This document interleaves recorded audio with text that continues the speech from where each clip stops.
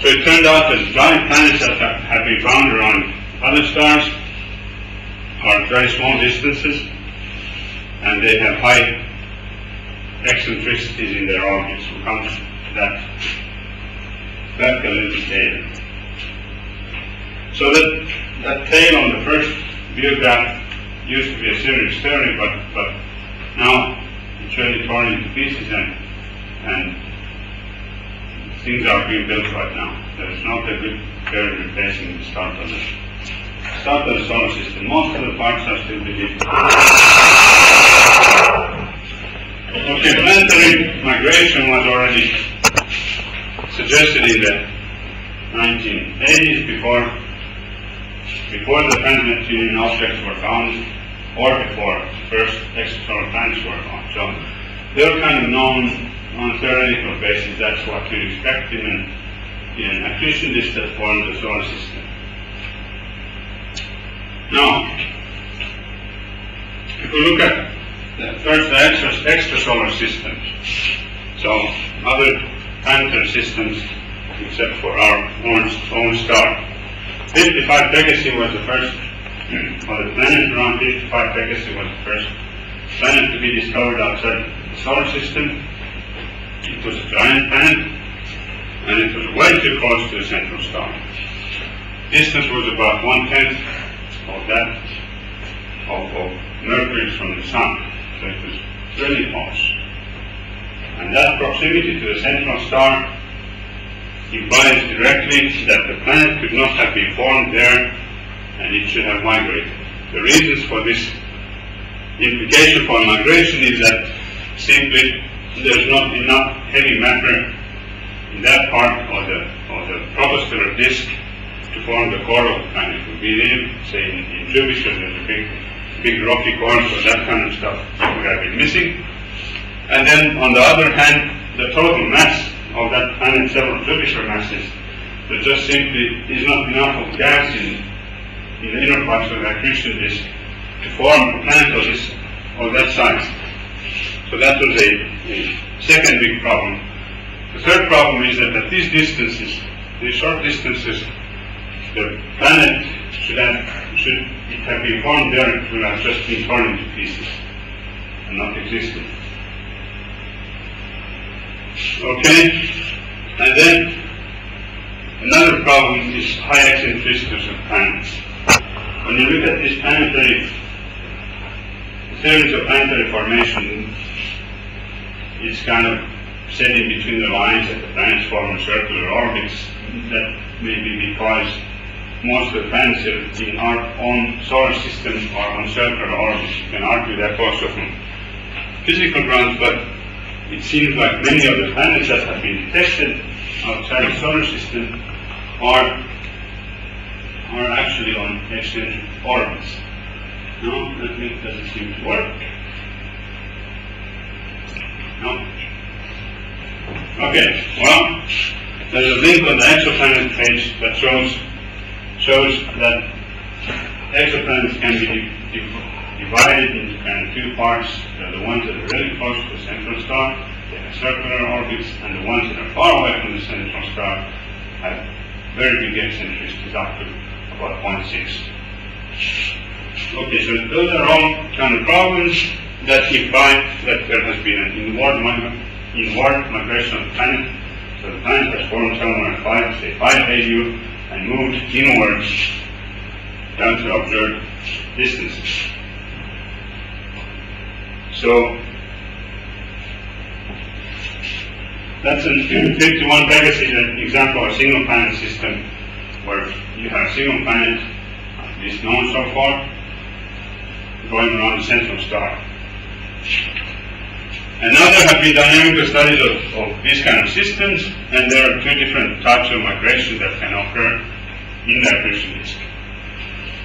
First one starts inside the accretion disk when the planetary core is forming. The new planet has not formed a gap in the accretion disk, and that's called type 1 migration. And then once it has acquired enough mass, it starts clearing the area in the disk around the planet, and that's called type 2 migration. These are the two basic types of migration. Now, type 1 migration, when the planet goes inside the disk, hasn't opened the gap yet, it can be very rapid. We're talking about on timescales of tens of thousands of years, and can move very close to the central star. Type 2 is slower, but the problem there is that it can be unstoppable. So the planet will end up in the star. So, problems in these single planetary systems, single planet systems. One of the problems is what stops this inward migration. We see planets so close to the star, so somebody has to stop it before it falls in. Maybe it's the inner edge of the accretion disk, not enough material, and at that point, automatic fields of the star affect the inner parts of the disk, maybe interact with the planet, and that may stop also the inward migration. Or then, as these planets are made mostly of gas, it comes so close to the central star that the planet starts to dump gas to the star. So there's an overflow happening there. And maybe another cause is partial evaporation of the planet. It comes so close to the star that it just gets heated up and gas gets blown out. That is something that has been already seen in one planetary system. And then one option is that nothing stops the inward migration and the planet will end up in the star. And there's also one case where this seems to have happened. Okay. Another open question is, what is the timescale of migration? Suggestions have been on about timescales of 10 to 4, 10 to 5 years per AU, so it's relatively fast. Now, in our own solar system, there seems to have happened also planetary migration. In the one planet system, the one we just discussed, one of the main things is scattering of comets. So you scatter comets outwards and the planet moves inwards. Basic physics. In our solar system, the main comet thrower has been Jupiter, so it has moved a little bit inwards, not by much. That's a little bit argued, maybe from 0 to 0.2 AU, so not much. But since this is a multiple planet system, funny things happen with these outer planets. Part of those comets that come close, or planetesimals that come close to outer planets, are kicked towards Jupiter. And there's a funny thing that turns out that Neptune, Uranus, and Saturn are actually moving outwards a little bit. Actually, Neptune has gone outwards about 7 AUs, and these two other planets are a little bit less. Okay, and now the comets that have been scattered outwards, they are thought to be, or explain partially these protinos that trans-Neptunian large comet-like things. Okay. How about the other multiplanetary systems? In our solar system, we have one big Jupiter, slightly smaller Saturn, and then smaller planets. In general, in a multi-planet system, so these are all around a single star, you have several planets orbiting. The newly formed planets are going to interact with each other, they know about each other, and also about accretion disk, so the interactions can be quite complicated. In many cases, the planets end up in a strong interaction. One planet flies close to another one, and one is ejected out. There's at least one known case of an ejected planet from a planetary system. But this doesn't happen always, because we have seen several multiple planetary systems. We know that they can survive. Even big planets. And then one thing is that these planets that survive, sometimes they settle into what are called resonance orbits. Now the type of resonances we are interested are mainly mean motion resonances, which means that if you have two planets orbiting the star, the orbital timescales have ratios that are numbers of small integers, 2 to 1 or 3 to 1 usually. That's kind of a rough way of explaining that. And these kind of systems also could be explained if the migration is slow enough. Now, the resonances don't always imply inward migration because the interaction between the planets can be quite complicated. Now, of the known almost 100 exoplanetary systems, there are these 6 that are known to be in resonant orbits. There's one unusual one, which is Proxima and Andromeda, but the other ones are listed here, the type of resonance there is, and these are the orbital timescales of the planets. You can see how nicely they go 2 to 1, 2 to 1. That's 2 to 1. This one is a little bit ambiguous which one it is, but it seems to be one of those two. And this one is 3 to 1. Okay, this guy is an outsider, it's not going to affect our calculations, so this one is the one we're most interested in. 2 to 1 resonance has to be studied a little bit more. So our system is around the star. That's barely visible if it's dark enough. Magnitude about 6. It's about the solar type star, slightly cooler, at a distance of 13.4 parsecs or 44 light years. And the mass of the central star is about the solar mass. It has these 3 planets, designed companion B, C, and D. The main star is the A one. So these 2 are in resonance 3 to 1. Okay, that's a semi-major axis. You can remember Earth is about 1 AU around the Sun, and Jupiter is about 5.2. You can see in this system, these 2 guys are very close to the central star. Mercury in our solar system is about 0.4, and this guy is out about at the distance of Jupiter. Eccentricities are here, so these are slightly elongated, C and D. Okay, we did some simulations of this system. We took those orbital parameters and just let the computer crunch with this Mikkolas code and see what's going to happen. First thing we noticed almost immediately is the planet thing is not going to affect the calculations. We kept it along, but at a later point we just threw it out because it simplified things so much. We started with 400 orbital calculations, and later we came up with an analytic Morphle thing where basically this number just shoots out. So we started with those. In 1/3 of these cases, we lose a planet. We have defined the loss of the planet when they come too close to each other. Basically, one is going to be ejected, so 1/3 of these are ejected.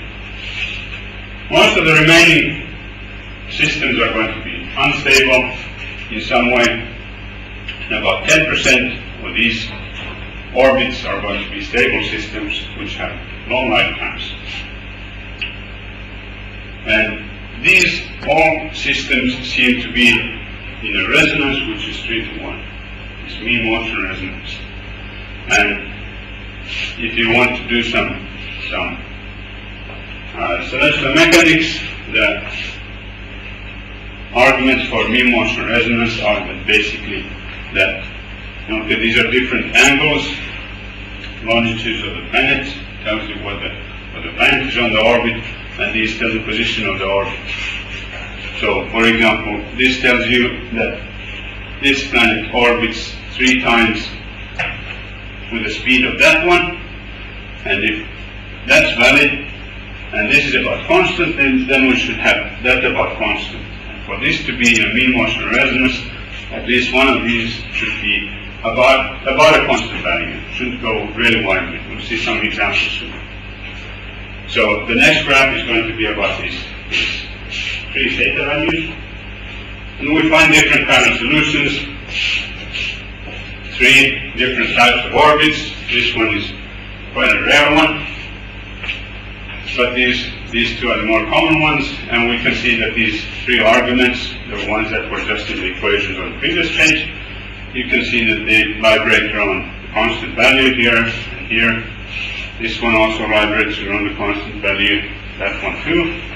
So this orbit here, or that family of orbits, that's just an example of this type of orbit, is clear in resonance, and this is also. This rarest case is just barely in resonance. I mean, if this would go up, do something like this also here, then it would not be considered anymore to be in mean motion resonance. So these two seem to be okay, and let's see, that one shows the eccentricity variations, and that's the difference of perihelion, basically.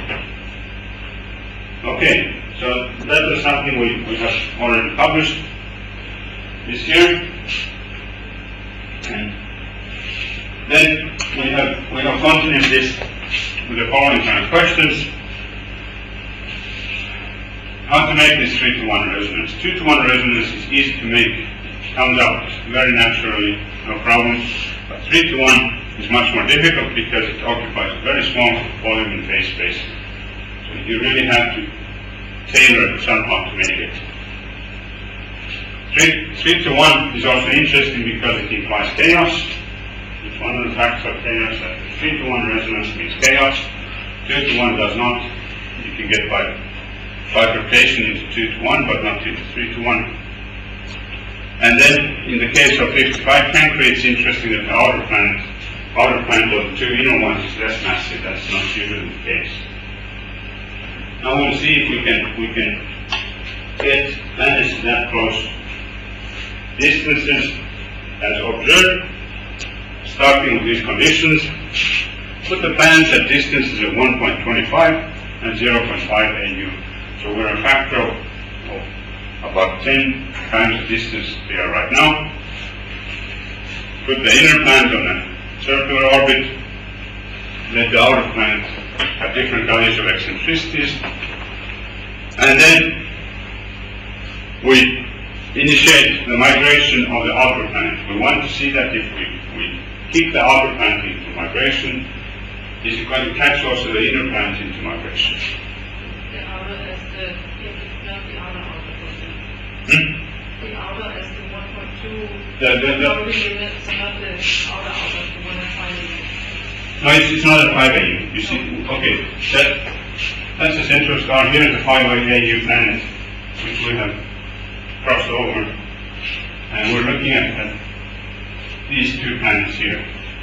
So that's at 1.25, and this is at 0.5. And we'll see by keeping this one inwards, we can get this one also to come so that it falls into that 3-to-1 resonance.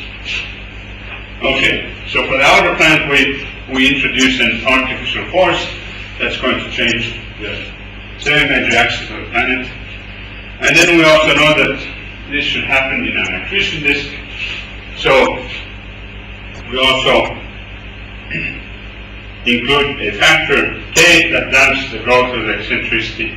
This is kind of a term used in an accretion disk there. And then just let gravity take over and see what happens. We can vary these different parameters, time scale of the migration of the outer planet, K. And then here eccentricity has also been varied. So what we see, I'll first go through the results and then I'll show a couple of plots. Results of the planet migration may drive the two planets into different resonances in different simulations.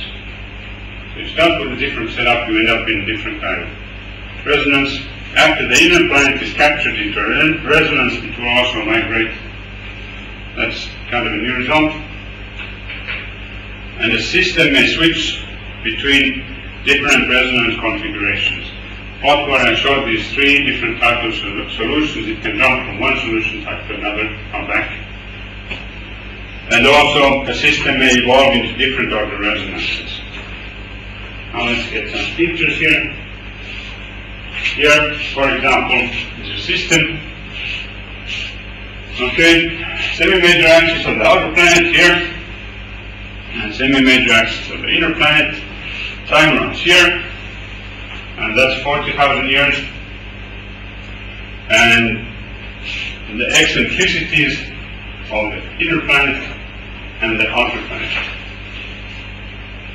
Okay, so you can see that we first put this migrating inwards, and this is where it catches up with the resonance with the inner planet, and you can see this is now again the three variables of theta 1, theta 2, and delta omega. You can see that here it's not in resonance, but here it becomes into resonance state, and it keeps on going, changes state a little bit, and here it still stays in resonance, not because these vary, but because this one stays constant. So it just changes the state from the type A to type C here. So that's one type of resonance, and here we end up in a 2-to-1 resonance, not the one we're looking for. Really, would be interested in finding a 3-to-1 resonance. Okay, that's one example of what happens. Here's another example. Start again with the same kind of conditions. Hit the 3-to-1 resonance. This just shows the semi-major axis. You are chaotic for a while. You jump into a 3-to-1 resonance, 10-to-3 resonance. So you can see that the orbit can change quite a lot. It jumps from one orbit to another. And this is only because of the interaction between the planets. And then a little bit more results, and after this the final graph. Long time scale migration, the slow migration, is going to favor 3-to-1 resonance. That is the strongest effect, is long time scale. And then small k also favors 3-to-1, that means not much accretion is there affecting. And initially eccentric orbit or the outer planet favors 3-to-1. 2-to-1, this is not a very strong effect, but that one is the strongest one, so we're going to need a long time scale to get the 3-to-1 resonance, which are shown here and here. This one is maybe closest to our system with minimum accretion disk initially, long time scale of migration, end up in a 3-to-1 resonance. The short time scales give a 3-to-1 resonance here. I mean, you can do statistics on this, but I'm not going to go into statistics. And now the astrobiology part. For terrestrial planets, this is something we want to do. Further, time scales we have observed so far are long, which is a good thing, because the planets move slowly. Maybe the Earth-like planet could jump into another orbit and not be slingshot out to the whole system. And generally the long time scales are much better for Earth-like planets. So that looks like an interesting system sometimes to look at. This is also a system where this can be seen around the stars. Okay.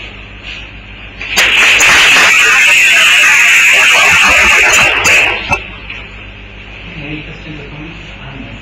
Doesn't it be sort of the question that it's so easy to migrate, so easy to stop, and so easy for planets to go into resonance system? Why not of the planets in our solar system in any kind of resonance system?